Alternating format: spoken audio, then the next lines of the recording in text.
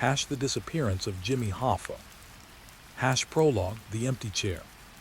The clock in the wood-paneled office read 2:47 p.m. A half-empty glass of iced tea sat sweating on the polished mahogany desk, condensation forming a perfect ring on the leather blotter. The chair behind the desk was empty, pushed back slightly as if its occupant had risen for a momentary errand. Through the window, the Detroit skyline baked under the July sun. James riddled Jimmy. Hoffa was supposed to be meeting two men, Anthony Tony Pro Provenzano, a New Jersey Teamsters boss with whom he had a long and bitter rivalry, and Anthony Tony Jack Giacalone, a Detroit mob figure. The meeting was set for 2:00 p.m. at the Matches Red Fox restaurant in Bloomfield Township. Hoffa had told his wife Josephine he'd be home by 4:00 to help with a barbecue. He never arrived at the restaurant. He never came home. His 1974 maroon Pontiac Grandville was found in the restaurant parking lot, unlocked and empty. There were no signs of struggle, no blood, no note, just the absence of a man who had been, for 2 decades, one of the most powerful and controversial figures in America. This is the story of that absence, a void that has spawned countless theories, haunted families, and baffled investigators for nearly half a century. This is the story of the disappearance of Jimmy Hoffa. Party, the rise of a titan. Chapter 1, the Hoosier Kid. He was born on Valentine's Day, 1913, in Brazil, Indiana, a small coal mining town where the earth was black and so was the future for most. His father, a coal driller, died of coal workers' pneumoconiosis when Jimmy was 7. The boy watched his father cough himself to death, black phlegm staining a handkerchief that grew darker each week. That's the system, young Jimmy thought, standing by the graveside in his one good suit. A man gives his life to the company, and the company gives him a hole in the ground. The Hoffa family moved to Detroit, the booming heart of the American industrial machine. At 14, Jimmy quit school to work as a stock boy at a Kroger grocery warehouse. The work was brutal, 14-hour days, loading and unloading heavy crates in unheated docks. The pay was 32 cents an hour. When he and 4 others tried to organize a strike for better conditions, they were all fired by noon. But Hoffa had discovered his weapon, collective action. He wasn't a big man, 5'5", with a compact, muscular frame, but his voice carried the weight of righteous fury. He organized the fired workers, marched back to the warehouse, and confronted the manager. "You can fire one man," the 17-year-old Hoffa said, his blue eyes like chips of ice. "But you can't run this warehouse without 20. By the end of the week, they all had their jobs back, with a 5-cent raise. Chapter 2, the Brotherhood of Wheels. Hoffa's natural habitat became the loading dock, the union hall, the negotiating table. He joined the International Brotherhood of Teamsters in 1932, when the union was a fragmented collection of local chapters with little national power. Trucks were becoming the arteries of American commerce, and Hoffa understood something fundamental: control the trucks, and you control the country. He organized with a relentless tactical genius. He'd start with a single disgruntled driver at a key company, get him to pass union cards to his colleagues, then call for a vote. If management resisted, Hoffa would deploy what he called the quickie strike, a sudden, unexpected work stoppage at the company's most vulnerable point. A dairy company could withstand a strike at the bottling plant, but not if all their delivery drivers walked out simultaneously at 5:00 a.m. By 1937, at just 24, he was president of Detroit's Local 299. By 1940, he had merged Michigan's disparate Teamster chapters into a single, powerful Central States Drivers' Council. He bargained hard, won unprecedented benefits, pension plans, health insurance, guaranteed hours, and his loyalty to his members was absolute. He'd get a call at 3:00 a.m. from a driver stranded in a snowstorm in Toledo, recalled an early Union ally. Jimmy would get dressed, drive there himself, help fix the truck, and then make sure the company paid for the tow and the lost hours. The men worshipped him for that. Chapter 3, The Faustian Bargain. The post-war boom saw the Teamsters explode in size and influence. By 1957, under the presidency of Dave Beck, the union had 1.5 million members. Hoffa, as vice president, was the heir apparent. But the union's success had attracted new partners, organized crime. The relationship was symbiotic, if sinister. The mob provided muscle during strikes and organizing drives, intimidating scabs, ensuring compliance. In return, the mob gained influence over the union's massive pension funds, which could be loaned for Las Vegas casinos, real estate developments, and other ventures. The mob also controlled many of the paper locals, shell unions used to siphon dues and launder money. Hoffa rationalized the alliance. "You don't bring a knife to a gunfight," he told confidants. The employers had their goons, their private detectives, their friends in City Hall. The Teamsters needed their own leverage. In 1957, the Senate Select Committee on Improper Activities in the Labor or Management Field, led by a young senator named John L. McClellan, began investigating union corruption. The chief counsel was Robert F. Kennedy. Hoffa and Kennedy developed an instant, visceral hatred for one another. Kennedy saw Hoffa as a corrupt thug who exploited workers. Hoffa saw Kennedy as a rich, privileged hypocrite pursuing a vendetta. The hearings were televised, and America watched the two men clash in spectacular fashion. "Have you ever taken a bribe, Mr. Hoffa? Have you ever stopped beating your wife, Mr. Kennedy?" Hoffa's defiance made him a folk hero to many working-class Americans, even as he was indicted for bribery and jury tampering. In 1964, he was finally convicted of jury tampering and fraud, and in 1967, he began a 13-year sentence at Lewisburg Federal Penitentiary. Chapter 4, The Prisoner 33,296. Prison changed Hoffa. The man who had controlled a union treasury of hundreds of millions of dollars now had to account for every minute of his day. He worked in the prison laundry, lifting heavy sacks of sheets. He read biographies, history, law books, and he plotted. He never accepted his conviction as legitimate. To him, it was Bobby Kennedy's personal triumph, a political assassination. From his cell, he continued to run the Teamsters, communicating through his lawyer, William Bufalino, and his protege and chosen successor, Frank Fitzsimmons. But Fitzsimmons began to change. With Hoffa away, Fitzsimmons grew closer to the mob figures Hoffa had always kept at arm's length. More importantly, Fitzsimmons grew accustomed to power. The perks of the presidency, the limousines, the deference, the control of the pension fund, were intoxicating. In December 1971, President Richard Nixon commuted Hoffa's sentence. There was a catch, a commutation, not a pardon. Hoffa could not engage in union activity until 1980. The clause, Hoffa was convinced, was inserted at the behest of Fitzsimmons and the mob, who wanted him sidelined. Hoffa was free, but forbidden from the one thing that gave his life meaning, the union. Part II, The Shadow War. Chapter 5, The Exiles Return. The Hoffa who emerged from Lewisburg in 1971 was 58 but looked older. His hair was white, his face lined, but the fire was undimmed.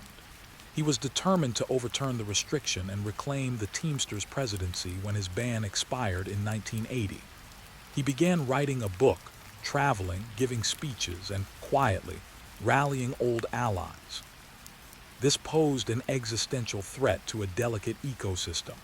Fitzsimmons was a compliant figurehead for the mob. Hoffa was a wild card, a man of immense personal loyalty to the rank and file, but unpredictable and fiercely independent. He knew too many secrets, had too many debts to call in, and was too popular with the membership. Worse, from the mob's perspective, Hoffa was talking about cleaning up the union. He saw the corruption as a weakness, a vulnerability that had put him in prison. In private meetings, he spoke of reforming the pension fund, cutting ties with dubious characters, and returning power to the locals. He was going to tear down the whole damn house, a former associate later told the FBI. And a lot of people were living pretty good in that house. Chapter 6, The Web of Detroit. The key players in Hoffa's final days were men whose lives were woven into the fabric of Detroit's underworld. Anthony Tony Jack Giacalone, a reputed captain in the Detroit crime family, known as a smooth operator. He dressed impeccably, favored expensive restaurants, and was a fixture at the Recess Club, a downtown hangout for the city's elite, both legitimate and otherwise. He was a close friend of Hoffa's, or so Hoffa believed. They had known each other for 30 years. Giacalone was the one who had supposedly arranged the fateful meeting to reconcile Hoffa with Tony Pro. Anthony Tony Pro Provenzano, a powerful, volatile Teamsters boss from Union City, New Jersey, with deep ties to the Genovese crime family. He and Hoffa had a legendary falling out in prison. The story went that during a card game, Provenzano had demanded Hoffa pay a $15,000 debt for a loan to his son. Hoffa refused, allegedly telling Provenzano, "You're nothing but a fucking guinea." Provenzano, it was said, had tried to strangle Hoffa with a belt before guards intervened. The grudge was supposedly the reason for the reconciliation meeting. Frank Sheeran, a Philadelphia-based Teamster official and hitman for the Bufalino crime family. He claimed a close friendship with Hoffa, calling him the best friend I ever had. In later years, Sheeran would become a central figure in one of the leading theories of the disappearance. Charles Chucky O'Brien, Hoffa's foster son. Hoffa had taken the boy in as a teenager and treated him as his own. O'Brien had become a Teamsters organizer, but was deeply in debt and, according to FBI files, was acting as a gopher for mob figures like Giacalone. On the day of the disappearance, Hoffa was last seen getting into a car, a maroon 1975 Mercury Marquis, similar to O'Brien's car. O'Brien denied it was him, producing time-stamped receipts from a carpet-cleaning store across town. Chapter 7, The Day, July 30, 1975. The day dawned hot and humid. Hoffa, dressed in a white shirt, dark slacks, and a gold watch, was in a good mood. He had spent the morning at home with Josephine. He made phone calls confirming the 2:00 p.m. meeting at the Matches Red Fox.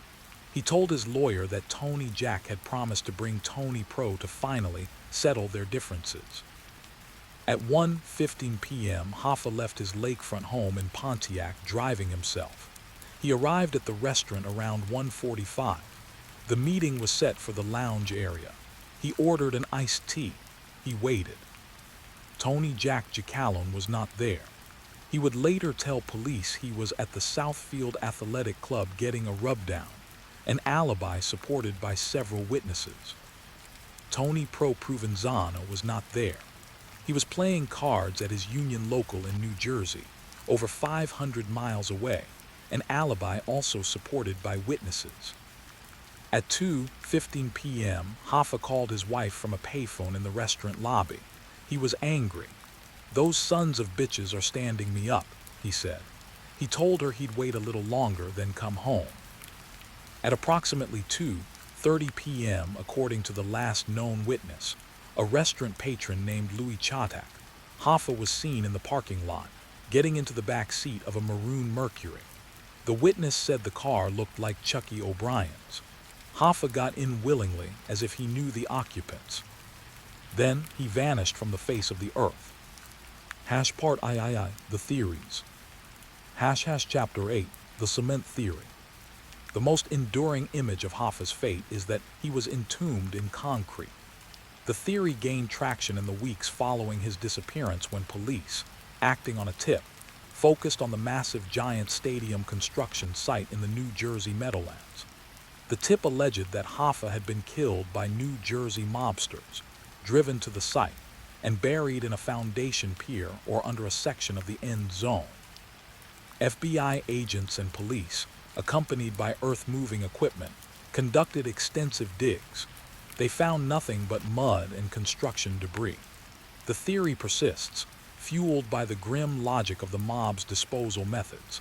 A body encased in concrete and sunk deep into a public works project is a body that will never be found. Chapter 9. The Incinerator Theory. A more gruesome theory points to a crematorium. In the 2004 book, I Heard You Paint Houses, the mob euphemism for murder, as blood splatter resembles paint, Frank Sheeran confessed on his deathbed to being the man who shot Hoffa. Sheeran claimed he was ordered by Russell Bufalino, head of the Pennsylvania crime family, to pick up his friend Jimmy. According to Sheeran, he drove to the meeting, picked up Hoffa, and drove to a house in Detroit. Inside, 2 other men were waiting. Hoffa, sensing betrayal, said, "Frank, what is this?" Sheeran claimed he then drew a .38 caliber pistol and shot Hoffa twice in the back of the head. The body was then taken to a funeral home with a crematorium owned by a mob associate and destroyed. This theory is compelling for its detail and the source, a dying man's confession. But Sheeran's account has been challenged by historians and investigators for inconsistencies with the known timeline and physical evidence. Chapter 10. The Compactor Theory. Another theory involves a Hamtramck, Michigan, waste transfer station. In 2006, a deathbed confession from a man named Richard the Iceman Kuklinski, a contract killer, alleged that Hoffa had been stabbed with a hunting knife, dismembered, and his remains put through a hydraulic compactor used for crushing cars. The resulting cube of metal and organic matter was then sold as scrap and likely melted down in a foundry, rendering all evidence untraceable. While Kuklinski was a verified killer, his claim is considered less credible due to his propensity for boasting and the lack of corroborating details. Chapter 11. The Farm Theory. In 2013, the FBI executed a search warrant at a property in Oakland Township, Michigan, based on a tip from a former mob underboss. The tip alleged that Hoffa had been buried beneath a horse barn on the property, which was owned by a mob associate in 1975. Agents used ground-penetrating radar and excavated a specific area, but found no human remains. This pattern has repeated itself for decades. A tantalizing tip, a frenzied media circus, a costly dig, and nothing. Part IV. The Legacy of an Absence. Chapter 12. The Unquiet Grave.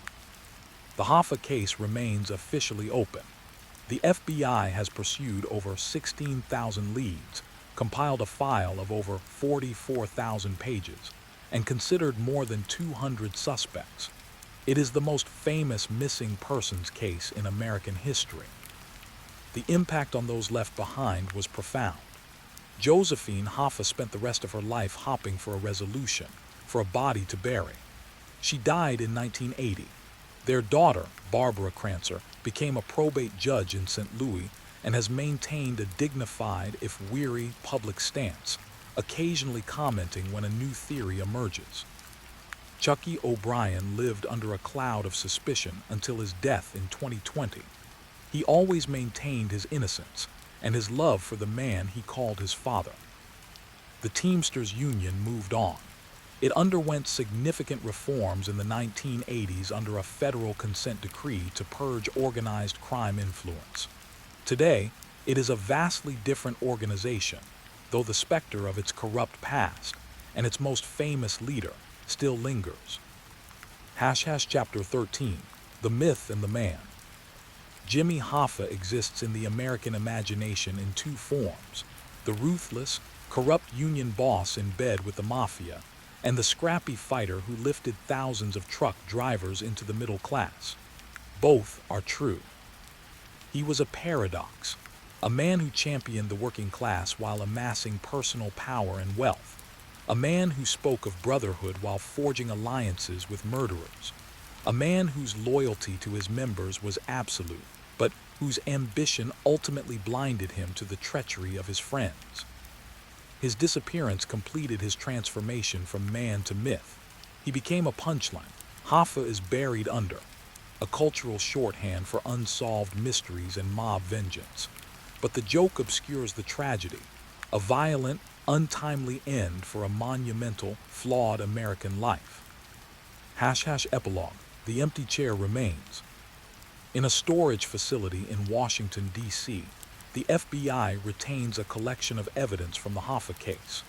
Among the items is the passenger seat from the maroon Mercury Marquis that may have been the last car Hoffa ever entered. It was tested for blood in 1975 using the primitive methods of the day. None was found. Today, with advanced DNA analysis, it could be tested again. But as of now, it sits in darkness, a silent witness to a story with no ending. The case grows colder with each passing year. The men who might have known the truth, Giacalone, Provenzano, Sheeran, Bufalino, are all dead. The landscape of Detroit and New Jersey has been paved over, built upon, transformed. Jimmy Hoffa's body has never been found. His fate remains the ultimate secret, locked in the code of *omerta, or lost to the indifferent processes of industry and time. The chair is still empty. The iced tea has long since evaporated, and the question still hangs in the air, as persistent as the Michigan humidity on a July afternoon. What happened to Jimmy Hoffa? The end *hash, the disappearance of Jimmy Hoffa. Prologue, the empty chair. The clock in the wood-paneled office of the Matches Red Fox restaurant ticked past 2:45 p.m. on July 30, 1975. A half-finished glass of iced tea sat sweating on the table. Two men waited, checking their watches.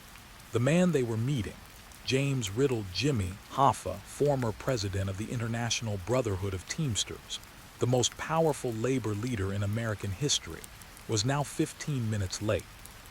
He would never arrive. Thus began the greatest unsolved mystery of 20th century America, a vanishing that would spawn 10,000 theories, haunt the corridors of power for decades, and cement Hoffa's legend not as a titan of labor, but as a ghost. The rise of a titan. Jimmy Hoffa was born in 1913 in Brazil, Indiana, to a poor coal miner who died young. The experience of watching his family struggle against corporate indifference forged in him a steel resolve. He found his calling in Detroit during the Great Depression, organizing truck drivers who worked brutal hours for starvation wages. Hoffa wasn't an ideologue. He was a pragmatist of power. He understood leverage. By his mid-20s, he was a force within the Teamsters, using strikes, slowdowns, and his own formidable will to win better pay, benefits, and dignity for his members. His rise was meteoric. By 1957, he was international president, commanding an army of over 1.5 million members. He centralized power, created the first national freight contract, and built a pension fund so vast it became known as the Bank of the Teamsters. To his members, he was a hero, a tough little scrapper who fought the bosses and won. He connected with the average driver on a visceral level, remembering names, asking after families, his blue eyes missing nothing. But power attracts shadows. The sheer size of the Teamsters, Central States Pension Fund, a multi-billion-dollar pool of capital, became a magnet for organized crime. Hoffa, ever the dealmaker, formed alliances with figures like Anthony Tony Provenzano of New Jersey and Anthony Tony Jack Giacalone of Detroit. The mob accessed low-interest loans for Las Vegas casinos and other ventures. Hoffa secured their muscle for union elections and labor peace. It was a Faustian bargain. The government took notice. Robert F. Kennedy, first as Senate counsel and then as Attorney General, made destroying Hoffa his personal crusade. The rivalry was intensely personal. After years of legal battles, Hoffa was convicted in 1964 of jury tampering and separately of fraud for misusing pension funds. In 1967, he entered Lewisburg Federal Penitentiary. The prisoner and the pardon. Prison did not break Jimmy Hoffa. It focused him. His sole objective became regaining the presidency of the Teamsters, the source of his identity and power. But the world had moved on. His hand-picked successor, Frank Fitzsimmons, had grown comfortable in the role, maintaining the mob alliances while enjoying a less confrontational relationship with Washington. Hoffa's path back was blocked by a crucial condition in his 1971 commutation by President Richard Nixon. He was barred from Union activity until 1980. Hoffa chafed under this restriction, convinced Fitzsimmons and the mob had made a deal with Nixon to keep him out. He began a furious campaign of lawsuits to overturn the ban, threatening to expose the corrupt connections between the Union, the mob, and the Nixon administration. He was, in the parlance of the streets, a loose cannon. By mid-1975, Hoffa was making dangerous noises. He was scheduled to testify before a grand jury about pension fund loans. He was openly threatening to name names and blow the lid off everything. To the organized crime figures who had benefited from the status quo, Hoffa was no longer an asset. He was a catastrophic liability. To Fitzsimmons, he was an existential threat. A consensus formed in the underworld. Jimmy Hoffa had to be silenced. #III, the last day. July 30, 1975 was a bright, sunny Wednesday. Hoffa, 62, spent the morning at his lakefront home in Bloomfield Township, Michigan. He was in a combative mood, telling his wife Josephine he was going to meet with Tony Provenzano and Tony Giacalone to, as he put it, straighten things out. The two Tonys were longtime associates, now suspected by Hoffa of undermining his comeback. At around 1:00 p.m., Hoffa told his wife he'd be home by 4:00 p.m. to grill steaks.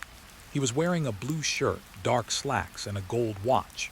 He drove his Pontiac Grandville to the parking lot of the Matches Red Fox in Bloomfield Township. The meeting was set for 2:00 p.m. Witnesses placed him there, waiting. He made 2 phone calls from a payphone, complaining to an associate that the men hadn't shown up. At approximately 2:30 p.m., a maroon 1975 Mercury Marquis, possibly with Louisiana plates, pulled into the lot. Witnesses saw Hoffa greet the occupants, believed to be 2 or 3 men, and get into the back seat of the car. The Mercury drove away. Jimmy Hoffa vanished from the face of the earth. #IV, the theories. The investigation began within hours and quickly became a morass of false leads, mob omerta, and wild speculation. The FBI's file, codenamed MEGOT, would grow to over 16,000 pages. The theories are legion, but several have persisted. The traditional mob hit, this is the most widely accepted scenario. Hoffa was lured to the meeting under false pretenses, killed by mob assassins, and his body disposed of via a mob funeral, cremated, buried in concrete, or fed through a rendering plant. Key suspects include Anthony Provenzano, a powerful New Jersey capo with a violent temper. Hoffa had promised him a vice presidency upon his return, a promise he reneged on. Tony Pro held a vicious grudge. Anthony Giacalone, Detroit's flamboyant mob elder. He was the alleged setup man who lured Hoffa to the meeting. Salvatore Sally Bugs, Brigaglio, a Provenzano enforcer and suspected triggerman, himself murdered in 1978. Charles Chucky O'Brien, Hoffa's foster son, whom Hoffa had recently fallen out with. O'Brien's car was the Mercury Marquis, and fibers matching Hoffa's clothing were found in it. He was almost certainly the friendly face used to get Hoffa into the car. The Teamsters purge. Frank Fitzsimmons, with mob approval, ordered the hit to protect his presidency, and the lucrative, corruption-riddled system Hoffa threatened to dismantle. The pension fund was a golden goose no one wanted slaughtered. The government angle.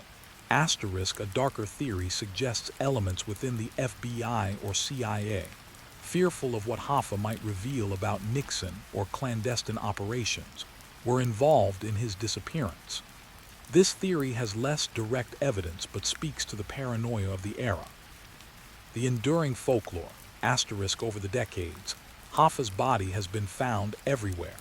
Beneath the end zone at Giant Stadium, built by Teamster labor, buried in a Michigan horse farm, entombed in the foundations of the Renaissance Center in Detroit, compacted in a Florida junkyard, or resting at the bottom of a New Jersey swamp.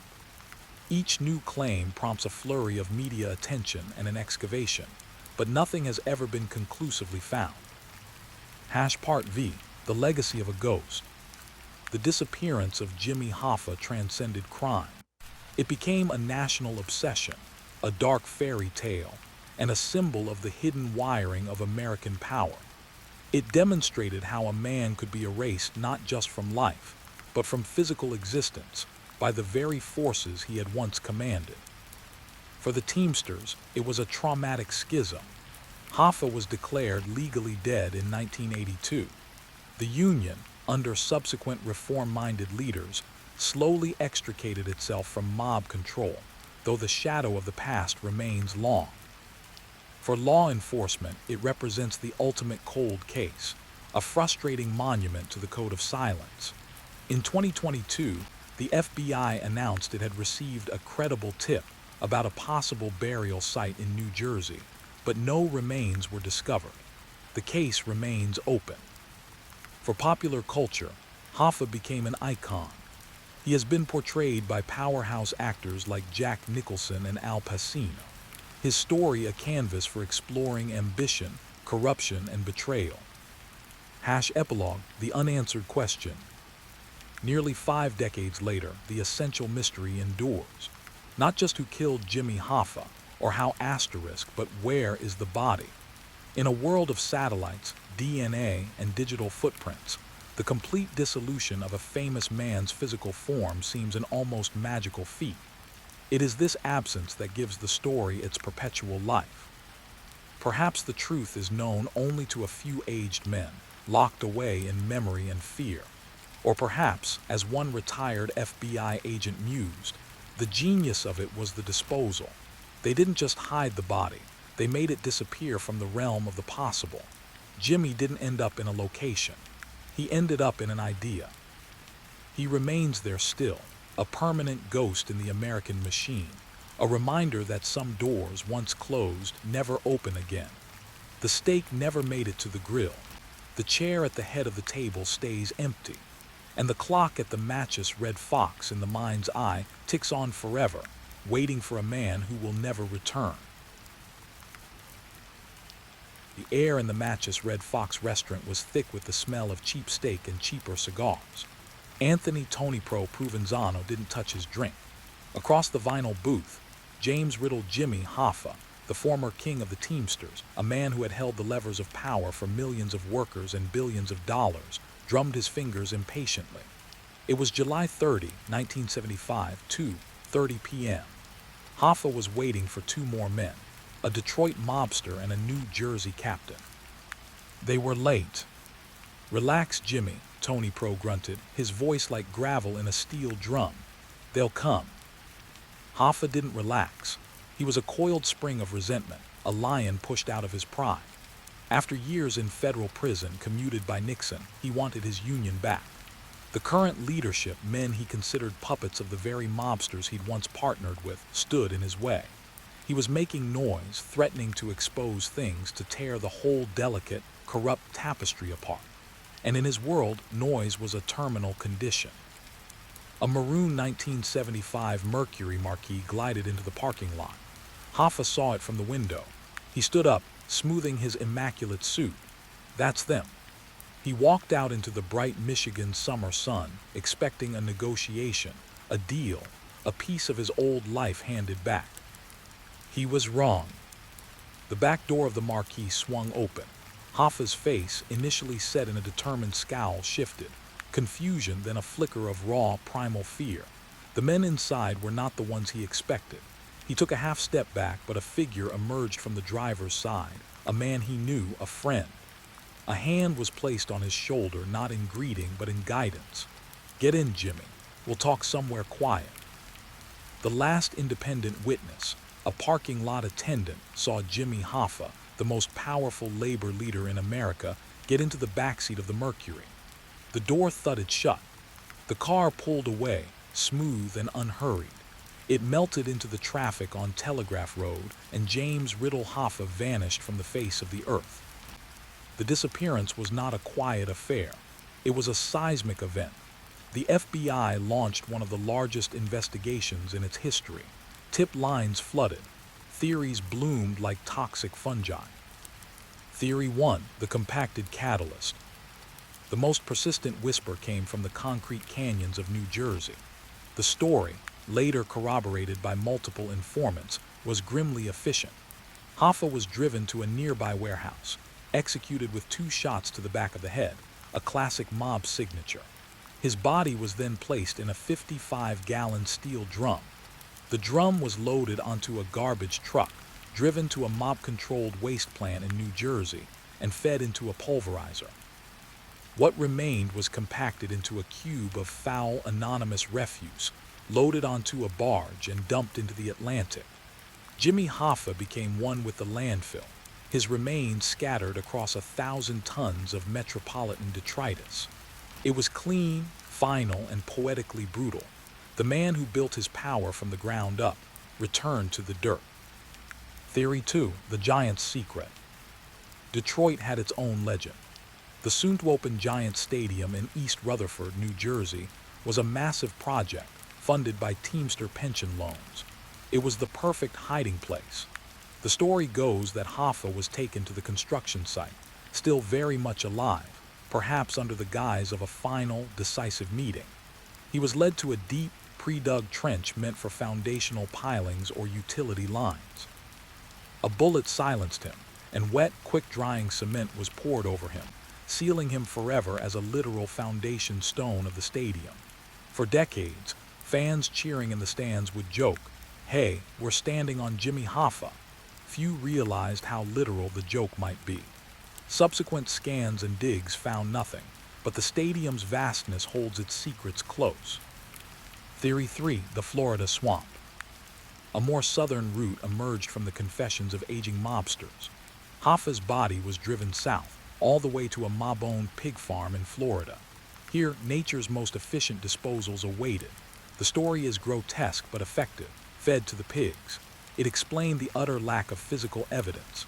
Not a bone, not a tooth. It was the ultimate insult for a man of Hoffa's pride, consumed, digested, and excreted by animals. A fate so ignoble it felt like a message.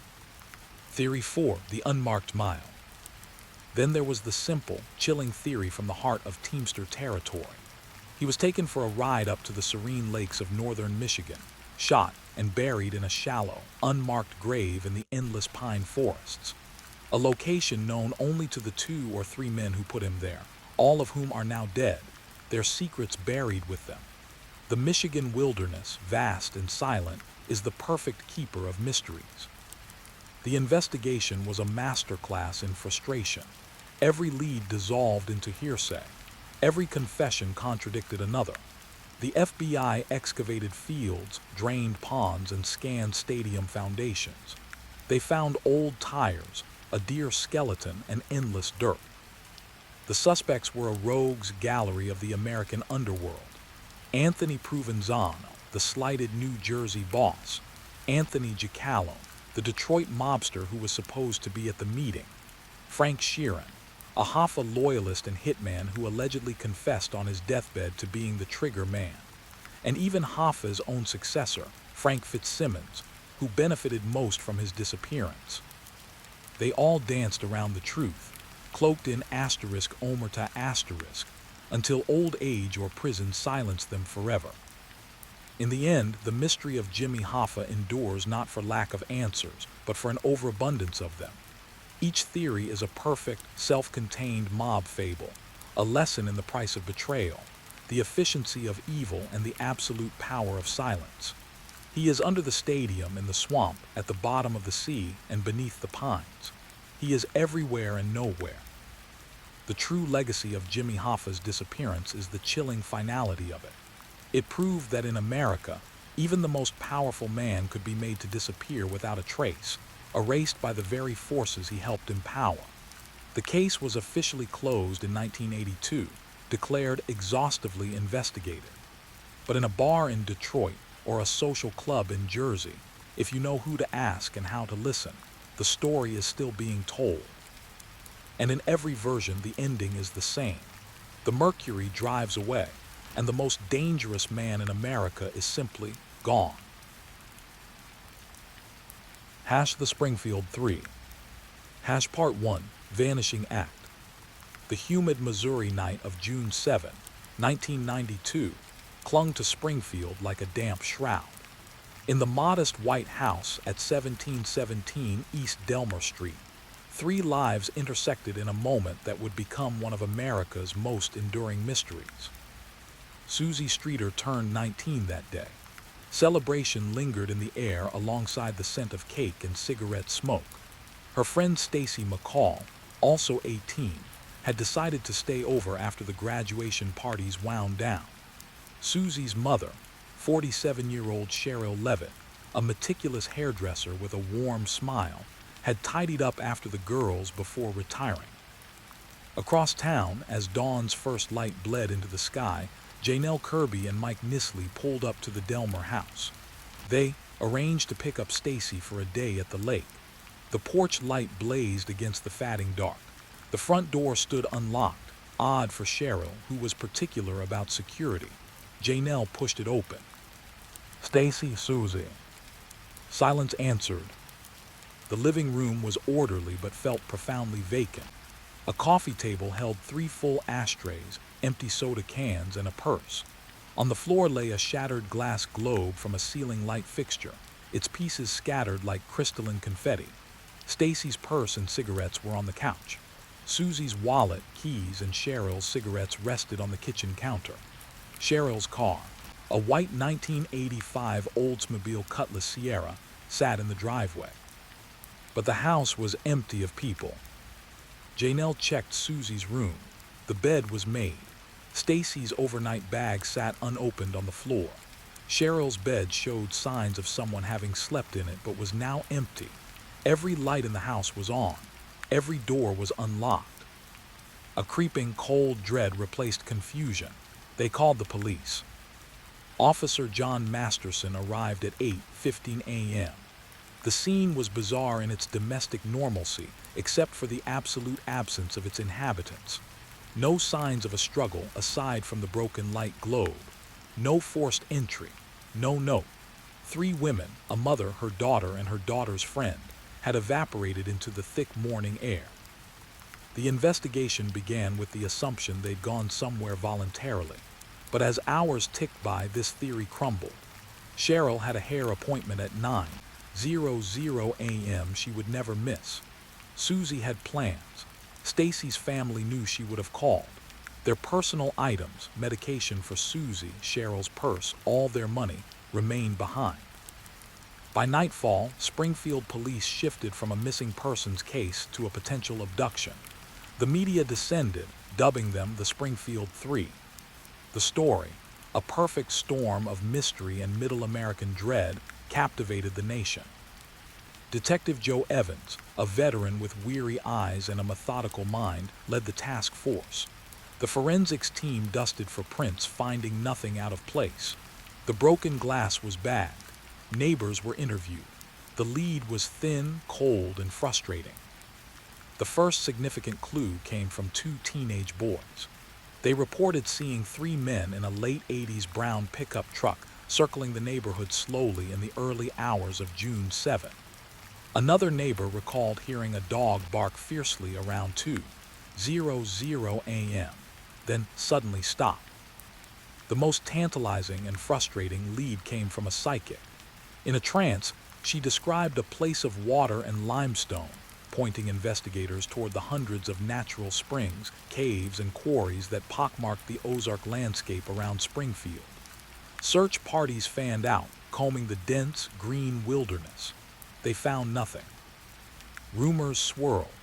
A local man, known for his violent temper and obsession with Susie, was questioned extensively but had an alibi. A serial killer active in the region was considered. but his modus operandi didn't match the clean disappearance. Weeks turned to months. The case grew cold but not forgotten. The house on Delmer Street became a monument to the unknown. Cheryl's family eventually emptied it, each artifact packed away with heartbreaking care. The case files swelled with tips, theories, and dead ends, a monument of paper to a vortex of emptiness. Part 2, The Echo Chamber. Years bled into one another. The Springfield Three became a fixture in the true crime landscape, a staple of documentaries, podcasts, and online forums. The mystery persisted, not because there were no suspects, but because there were too many and none with enough evidence to convict. In 1994, a break seemed imminent. A convicted felon in an Arkansas prison, Garrison Gray Pelt, bragged to his cellmate that he knew what happened to those 3 missing broads in Springfield. He claimed they were buried under the parking garage of the Springfield Public Library, a structure that had been under construction that summer. The police took it seriously. Using ground-penetrating radar, they scanned the concrete. Anomalies were detected. With the world watching, jackhammers tore into the new pavement in the dead of night. The search yielded nothing but rubble and false hope. Pelt, it turned out, was a compulsive liar seeking attention. Other tips followed a similar pattern. A woman claimed her ex-husband, now deceased, had confessed on his deathbed. A dowsing rod enthusiast insisted he'd located the bodies in a nearby field. Each lead was pursued, each one dissolving into the ether. The personal toll was immense. Susie's father, David Streeter, a quiet man, devoted his life to the search, appearing on every news show that would have him, his eyes holding a permanent plea. Stacy McCall's parents, Janice and Doug, balanced hope with the agonizing burden of not knowing. They kept Stacy's room exactly as it was, a shrine to a life interrupted.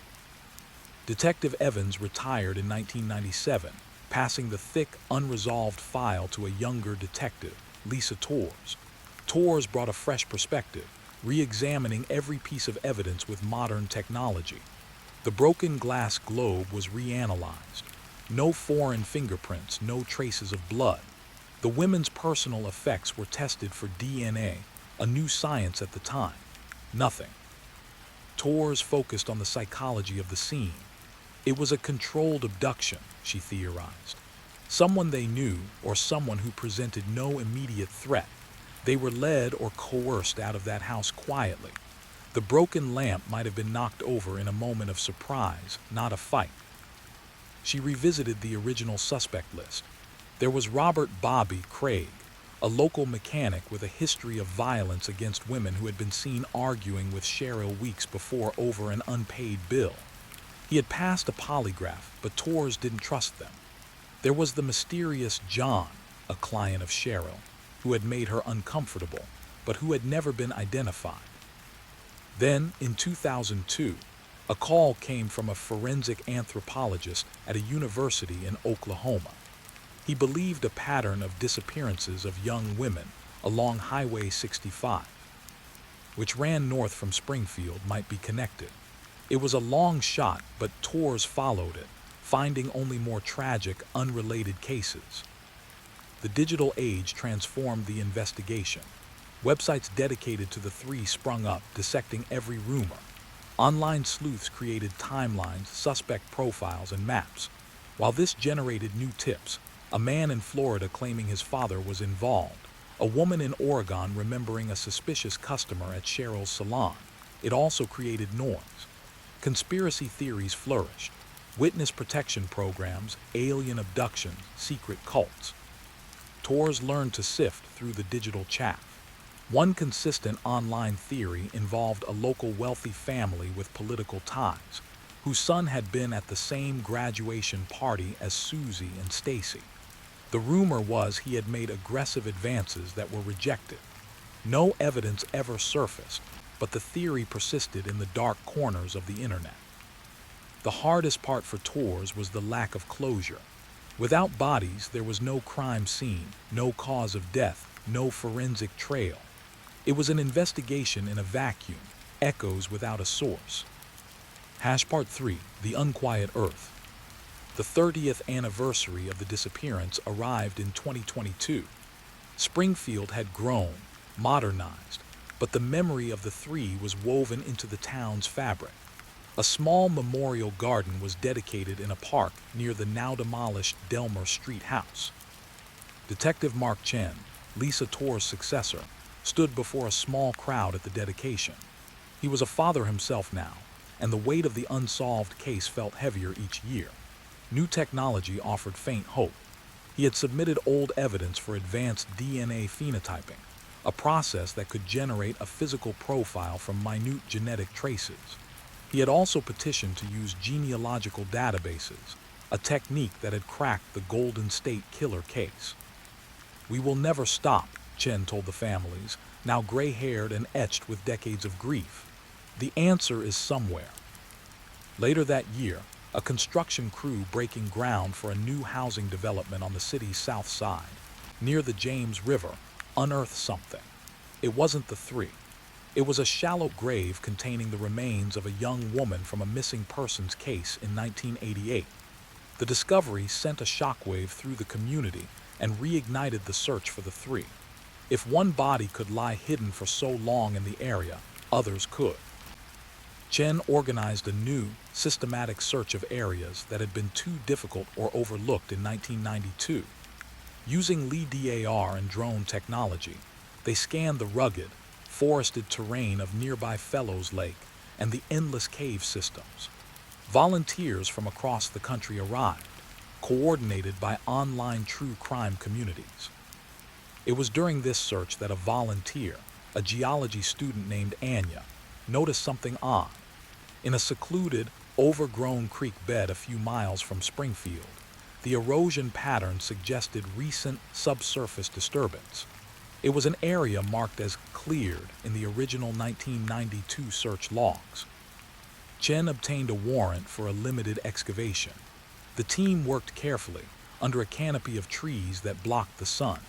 On the third day, a shovel struck something that wasn't rock or root. It was a faded, mud-caked fragment of floral-patterned cloth. The dig stopped.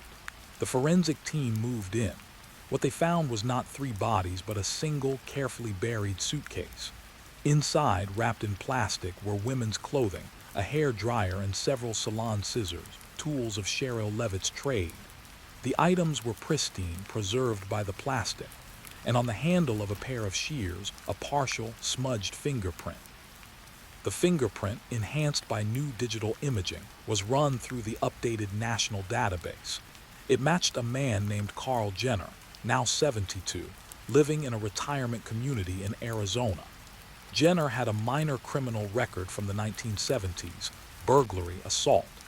He had lived in Springfield in 1992, working as a handyman. He had never been interviewed. Chen and a federal agent flew to Arizona. Jenner, a frail man with watery blue eyes, seemed confused by their visit. When shown a photograph of the shears, he blinked slowly. "I did some work for a lady hairdresser once," he said, his voice thin. "Fixed her leaky sink. Must have left my tools." But the story didn't hold. Jenner's alibi for June 7, 1992, that he was fishing with a friend, fell apart when the friend, now deceased, was found to have been in jail that weekend. Under gentle but persistent questioning, Jenner's confusion seemed to morph into a calculated fog. He was extradited to Missouri. News of an arrest in the Springfield 3 case exploded across the media. The families watched, their hope tempered by 30 years of disappointment. In interrogation, Jenner offered a rambling, contradictory narrative. He spoke of cleaning up a mess for a rich man who paid him cash. He mentioned a quarry, then a well, then a deep, dark place. He claimed he only buried the suitcase, a job he was hired to do, no questions asked. He never saw the women. Without bodies or a direct confession, the case against Jenner was circumstantial but strong. The buried suitcase placed him firmly at the scene of a crime. His false alibi demonstrated consciousness of guilt. Prosecutors built a case of felony murder, arguing he participated in an abduction that led to death. The trial was a national spectacle. Jenner's defense attorney painted him as a confused old man, a patsy, his memory eroded by time and early dementia. The prosecution presented a timeline. Jenner had done repair work at Cheryl's salon weeks before. He had been seen in the Delmer neighborhood that night. His financial records showed an unexplained cash deposit of $500 on June 8, 1992. The jury deliberated for 6 days. The courtroom held its breath. Guilty. The verdict was on the lesser charge of abduction and evidence tampering. The felony murder charge could not be proven beyond a reasonable doubt. Jenner was sentenced to 20 years in prison, a hollow victory for many. He was led away, still muttering about the rich man and the deep place. For the families, it was not closure but a form of accountability. Someone was finally responsible, even if the full truth remained buried. At the sentencing, Stacy McCall's mother, Janice, spoke directly to Jenner. "You know where they are," she said, her voice steady but filled with a lifetime of sorrow. "You took our daughters, our sister, our friend. You took the sunlight from our world. This sentence doesn't bring them back. It just confirms what we already knew, that evil visited Springfield that night. And until every secret is told, until we can lay them to rest, this earth will not be quiet, and neither will we." The judge slammed the gavel. The story of the Springfield Three had a chapter closed, but the book remained unfinished. Their faces, Cheryl's kind smile, Susie's youthful exuberance, Stacy's bright eyes, still looked out from missing posters, frozen in time. The mystery endured not as a puzzle to be solved, but as a permanent echo in the heart of a community, a reminder of 3 women who vanished and the unquiet earth that holds its secret, still waiting to give them back. Asterisk asterisk the Springfield Three. Part 3, The Unraveling Asterisk. The days following the disappearances were a blur of frantic activity and growing dread. In the small, close-knit community of Springfield, whispers spread like wildfire. Neighbors exchanged uneasy glances over fences. Local businesses posted missing persons flyers in their windows. The smiling faces of Cheryl Levitt, Susie Streeter, and Stacy McCall a haunting contrast to the grim reality. The police, led by Detective Mark Johnson, a seasoned investigator with weary eyes and a stubborn dedication, worked around the clock. Yet every lead seemed to evaporate like morning mist. Forensic teams scoured the house on Delmer Street. They found no signs of forced entry, no struggle, no blood. It was as if the 3 women had simply vanished into thin air. The only clues were small, puzzling details. Cheryl's cigarettes and lighter left on the coffee table, Susie's purse still in her bedroom, Stacy's car keys on the kitchen counter. Their beds were unmade, but there were no torn sheets, no overturned furniture. The house felt suspended in time, a silent witness to a mystery that defied logic. Detective Johnson sat at his desk, piles of reports spread before him. He reread the statements from the last people to see the women alive. Friends who'd parted ways with Susie and Stacy after the graduation party. A neighbor who recalled hearing a dog bark around 2 a.m. but thought nothing of it. He interviewed Susie's ex-boyfriend, a troubled young man with a quick temper, but his alibi held.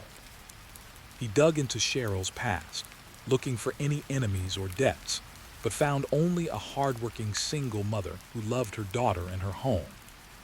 Then came the phone calls. A week after the disappearances, the police received an anonymous tip. A raspy voice, distorted as if through a handkerchief, claimed to have seen a man forcing 3 women into a van near Delmer Street in the early hours of June 7. The call was traced to a payphone outside a gas station, but the security camera had been broken for months.